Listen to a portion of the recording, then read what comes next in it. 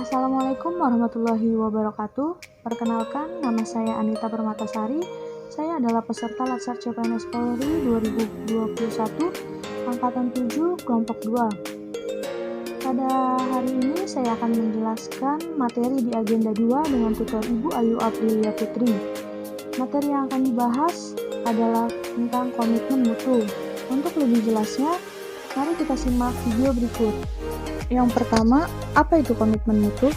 Komitmen mutu merupakan wujud layanan seorang aparatur dalam memberikan pelayanan kepada masyarakat dengan tujuan kepuasan masyarakat, dengan memperhatikan efektivitas, efisiensi, inovasi, dan juga mutu.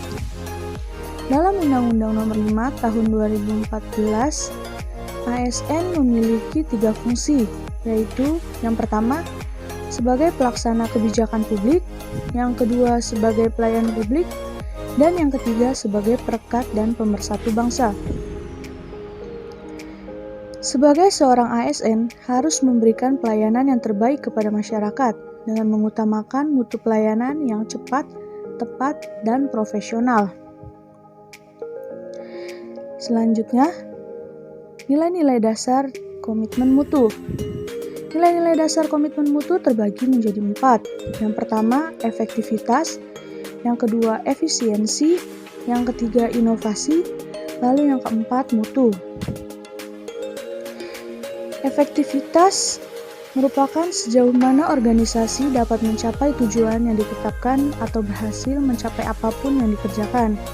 Selanjutnya, efisiensi adalah jumlah sumber daya yang digunakan untuk mencapai tujuan suatu organisasi.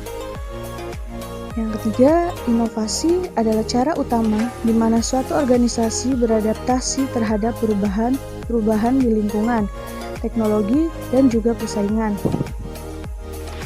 Yang keempat, mutu.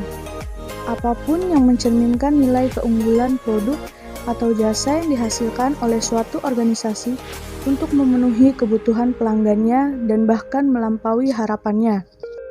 Nilai-nilai dasar orientasi mutu terbagi menjadi 5. Yang pertama, komitmen pada kepuasan pelanggan. Yang kedua, pemberian pelayanan yang cepat, tepat, dan ramah. Yang ketiga, pemberian layanan dengan sepenuh hati, tanpa cacat, tanpa kesalahan, dan tidak ada pemborosan. Yang keempat, pemberian layanan yang dapat melindungi dan mengayomi masyarakat.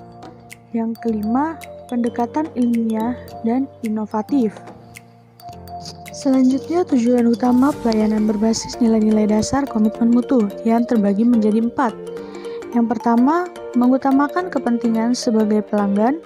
Yang kedua, meningkatkan kesetiaan dan kepuasan sebagai pelanggan. Yang ketiga, menumbuhkan kepercayaan terhadap institusi pemerintah. Dan yang keempat, menjelaskan tugas, peran, dan fungsi sesuai dengan perundang-undangan secara akuntabel, profesional, dan inovatif. Yang berikutnya, bagaimana cara mengimplementasikan komitmen mutu? Yang pertama, melakukan pelayanan dengan santun. Cara ini dapat dilakukan dengan menerapkan sikap 5S, yaitu senyum, sapa, salam, sopan, dan santun, sehingga dapat memberikan kesan yang positif kepada masyarakat maupun pribadi. Selanjutnya, yang kedua, bekerja dengan cepat, tepat, dan akurat.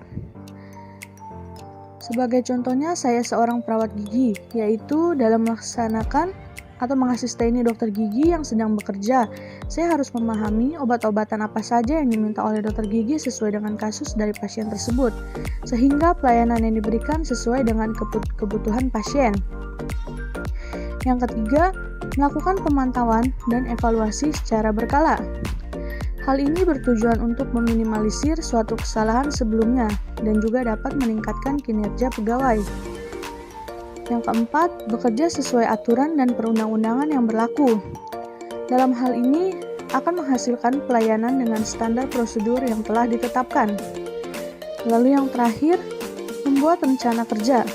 Membuat rancangan rencana kerja di awal tahun, supaya dapat menetapkan dan mempermudah tujuan yang akan dicapai secara berkala sehingga dalam melaksanakan tugas dapat terarah serta dapat memenuhi mutu yang terarah. Sekian penjelasan mengenai komitmen mutu yang dapat saya sampaikan. Semoga dapat bermanfaat untuk semua. Kurang lebihnya saya mohon maaf. Terima kasih.